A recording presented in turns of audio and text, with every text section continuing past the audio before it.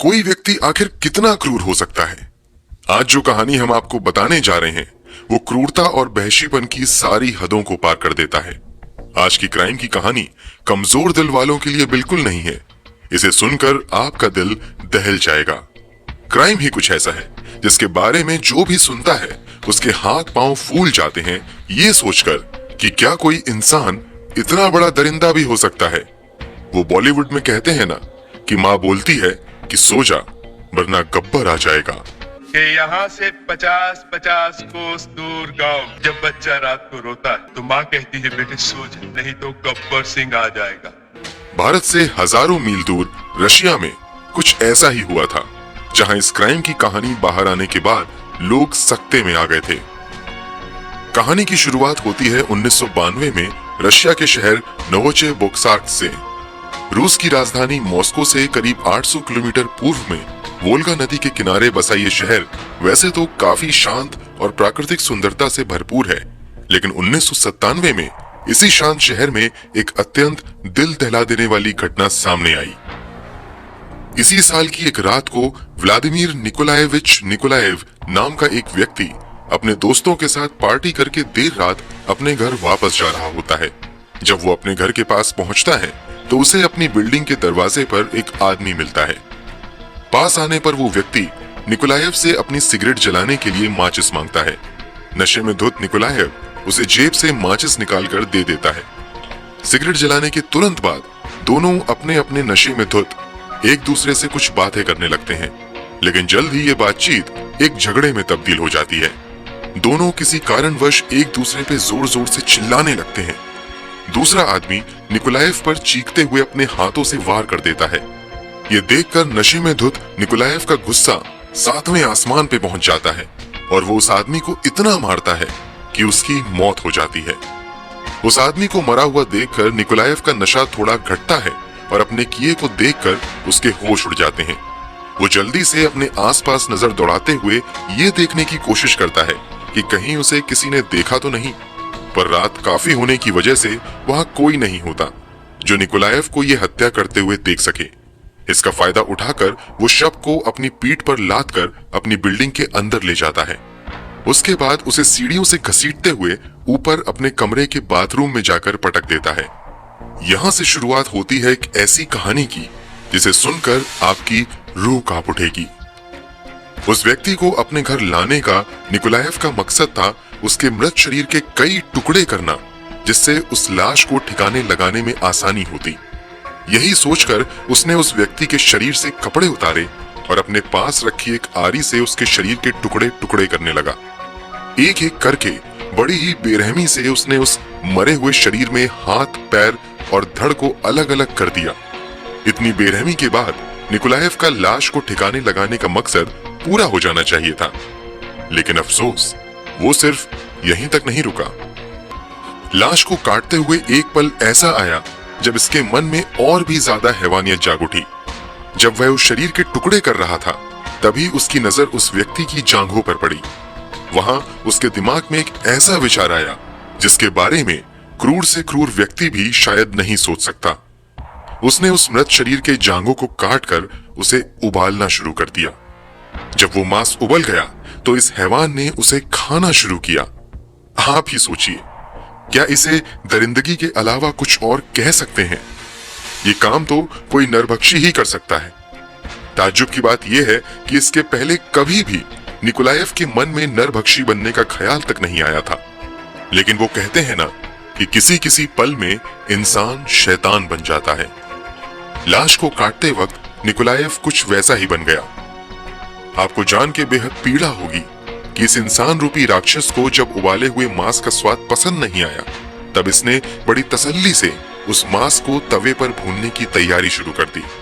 उस मरे हुए व्यक्ति के जांघों के उबाले हुए मांस को इस दरिंदे ने और छोटे टुकड़ों में काटकर उसे तल दिया। इस तले हुए मांस को खाकर निकोलाएव को मजा आया और धीरे धीरे इंसान का मांस उसके लिए एक स्वादिष्ट भोजन बन गया। निकोलाएव ने इसके बाद एक और कत्ल किया और बदकिस्मती से उसका भी यही अंजाम हुआ। सबसे पहले वो किसी को मारता और उसके बाद उस मृत शरीर से हर तरह के मांस के लोथड़ों को निकाल के खाने में इस्तेमाल करता। हद तो तब हो गई जब इसने इंसानी मांस को बाजार में बेचना शुरू कर दिया। मांस का व्यापार करने वाले एक बाजार में निकोलायव ने कंगारुओं का मांस बताकर 5 किलो इंसानी मांस बेच डाला। यही नहीं, इसने एग्जॉटिक मीट बोलकर अपने दोस्तों को भी इस अपराध में शामिल कर लिया। इसने अपने दोस्तों को अपने कत्ल किए हुए शिकार का मांस बेचा और उन पैसों से अपने लिए शराब और ड्रग्स खरीदे। जब इसके एक दोस्त ने इसके दिए हुए मांस को अपने घर ले जाकर बीवी को दिया तो उसने उस मीट के मोमोज बनाए। ये मोमोज निकोलायव के दोस्त और पत्नी ने खुद तो खाए ही, साथ ही साथ अपने बच्चों को भी खिलाया। सोचिए कैसा लगा होगा उन माँ बाप को जब उन्हें ये पता चला होगा कि जो मांस उन्होंने कंगारुओं का मीट समझकर अपने बच्चों को खिलाया है वो दरअसल इंसानी मांस है। सुनकर ही बदन सिहर जाता है। करीब 2 सालों तक इस दरिंदे की यही करतूत जारी रही। अगर ये पकड़ा नहीं जाता तो पता नहीं और कितने लोगों को बेरहमी से मार कर ये उन्हें खाने के लिए इस्तेमाल करता रहता। वो तो भला हो मीट बाजार से मांस खरीदने वाली एक औरत का, जिसे निकोलायव द्वारा बेचे गए मांस से कंगारुओं के मांस के कोई निशान नहीं मिले। ये औरत इसके पहले कंगारुओं का मांस खा चुकी थी, इसीलिए उसे उसका टेस्ट पता था। शक होने पर उस औरत ने निकोलायव द्वारा बेचे गए मांस को एक लैब में टेस्ट कराने भेजा। वहां से उसने जो सुना उससे उसके पैरों तले जमीन खिसक गई। लैब के डॉक्टर ने उस औरत को बताया कि टेस्ट किए हुए मांस में इंसानी खून के पुख्ता सबूत मिले हैं। इस बात से आतंकित होकर महिला ने पुलिस को सारी बात बताई। जब पुलिस निकोलायव को गिरफ्तार करने उसके घर पहुंची तो वहां जो मिला उसे देखकर पुलिस वालों की सिट्टी बिट्टी गुम हो गई। शायद उन्होंने भी अपने करियर में पहली बार इतना विभत्स दृश्यता देखा होगा। लेखिका सॉन्ड्रा अपनी किताब true vampires blood sucking killers past and present में इस पूरे वाक्य का जिक्र करती हैं। पुलिस को चूल्हे पर भुना हुआ इंसानी मांस से भरा एक पैन मिला और ओवन में एक अन्य नरभक्षी पकवान मिला। उसने शरीर के बाकी अंगों को बाहर जमा कर रखा था, जिसे उसने अपनी बालकनी में बर्फ में पैक किया था। ये सब देखकर यकीनन पुलिस वालों के भी रोंगटे खड़े हो गए होंगे। साल 1997 में निकोलायव को गिरफ्तार करने के तुरंत बाद जब उसे कोर्ट में पेश किया गया तब उसे देखना अपने आप में एक भयावह दृश्य था। उसे अपने द्वारा किए गए गुनाहों का कोई पछतावा नहीं था। वो हंसते और मुस्कुराते हुए कोर्ट में पेश होकर ये बताता है कि अगर उसे गिरफ्तार नहीं किया जाता तो वो इसी तरह इंसानी मांस को खाने के लिए और कत्ल करता। पुलिस कस्टडी के दौरान वो पुलिस वालों से अपने अपराध के बारे में मजाक करते हुए कहता है कि जो इंसानी मांस उन्हें उसके घर के बाहर बर्फ में दबी मिली थी उसे खाने दिया जाए, वरना वो बेकार हो जाएगी। इससे आप खुद ही समझ सकते हैं कि ये इंसान समाज के लिए कितना खतरनाक है। गिरफ्तारी के तुरंत बाद 1997 में सारे सबूतों को देखते हुए इस दरिंदे को सजाए मौत सुनाई गई, लेकिन इसे फांसी चढ़ाने में 2 साल का समय लग गया। तब तक साल 1999 आ चुका था और रशिया में फांसी की सजा पर प्रतिबंध लगाने का नियम लागू हो चुका था। इसीलिए निकोलायव फांसी से बच जाता है, लेकिन इसे समाज में खुला छोड़ना तो काफी खतरनाक है। इसीलिए इसे उम्र कैद की सजा देकर मैक्सिमम सिक्योरिटी वाले K6 डॉल्फिन प्रिजन में रखा गया है।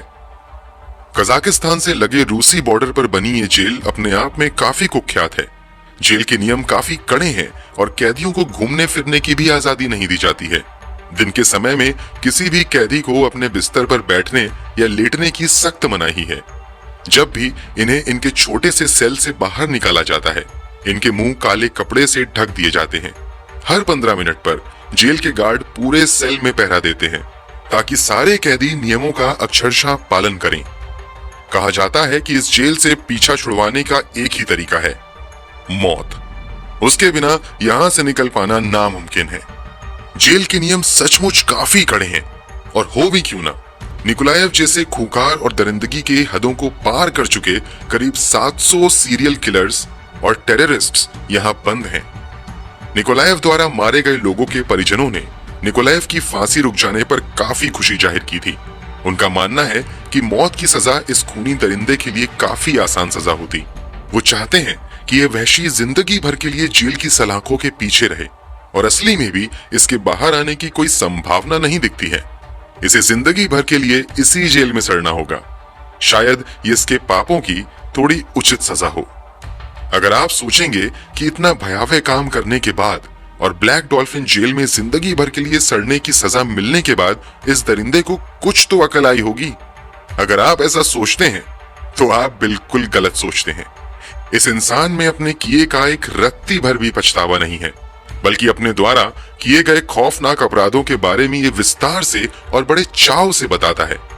नेशनल ज्योग्राफिक चैनल की एक documentary inside Russia's toughest prisons के सिलसिले में जब निकोलाएव से कैमरा के सामने अपने अपराधों का जिक्र करने को कहा गया तो इसने बड़ी ही बेशर्मी से हंसते और मजे लेते हुए पूरी कहानी बयां की। इस डॉक्यूमेंट्री को देखकर किसी भी इंसान का मन कुंठित हो जाएगा। जब निकोलाएव अपनी जुर्म की दास्तान सुना रहा था तो उसे देखकर वहां बैठे जेल वार्डन और बाकी पुलिस वालों के भी होश उड़ गए। वे सकते में आकर बिल्कुल सन्न होकर इसकी बातों को सुन रहे थे, मानो उन्हें विश्वास ही नहीं हो रहा हो कि कोई इतना बड़ा अमानुष कैसे हो सकता है। आप भी इसके चेहरे और हाव भाव को देखकर सन्न रह जाएंगे। फिलहाल निकोलाएव जिंदगी भर के लिए उसी जेल में बंद रहने को मजबूर है। फिलहाल वो 63 साल का हो चुका है और उसके किए गए अमानवीय जुर्म भी 30 साल पुराने हो चुके हैं, लेकिन आज भी इसे रशिया के सबसे बुरे अपराधियों में गिना जाता है। एक ऐसा कैदी जिसका सुधार संभव ही नहीं है। क्या आपको लगता है कि इसे आजीवन जेल में रखना एक उचित सजा है, या फिर इन जैसे खतरनाक दरिंदों के लिए कोई और ऐसा कानून होना चाहिए जो इनके किए गए जुर्म के बराबर हो?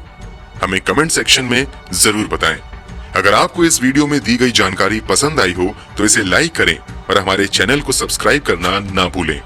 हम जल्द ही हाजिर होंगे क्राइम की एक और कहानी के साथ। तब तक अपना और अपनों का ख्याल रखें। नमस्कार।